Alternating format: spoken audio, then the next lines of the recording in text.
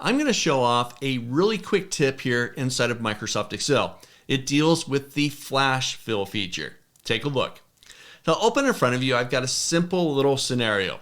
I've got 2 columns with data, last name, first name, and 2 columns that my boss has asked me to fill out.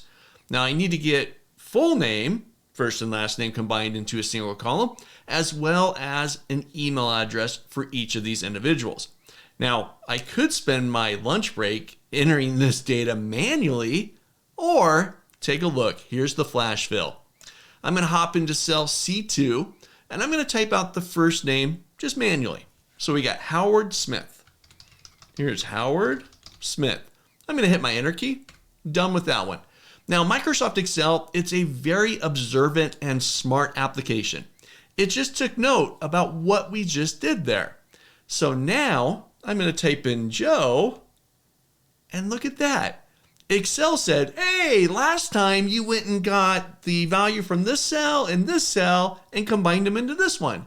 I'm going to do the rest for you. I see what you're doing. So as soon as I see that, I hit my enter key and done.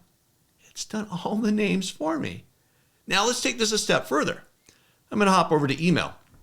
Now, in my organization, emails are first name dot last name at the domain.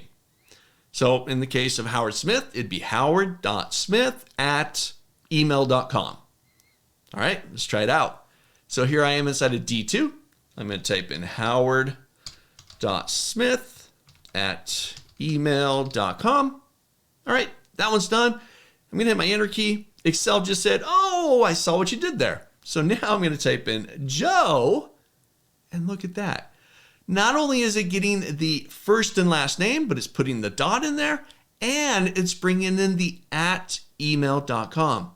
I hit my enter key, and I'm done. I've just saved my lunch break.